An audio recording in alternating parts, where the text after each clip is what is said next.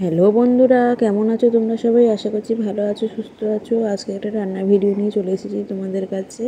তো আজকে আমি রান্না করব হচ্ছে ঝিঙে আলু পোস্ত।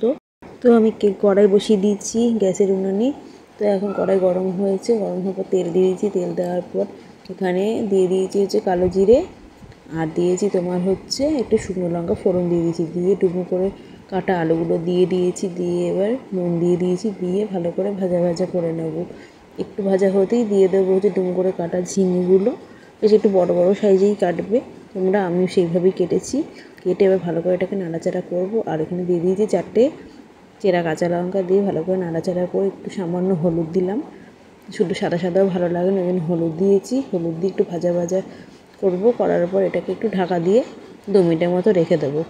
তো দেখো এখানে আমি 2 মিনিটের মতো ঢাকা চাপা দিয়ে দিয়েছি। 2 মিনিট পর ঢাকা খুলে তো এখানে আমার পোস্তটা বাটা হয়ে গেছে। পোস্তটা বেটে রেখে দিয়েছিলাম।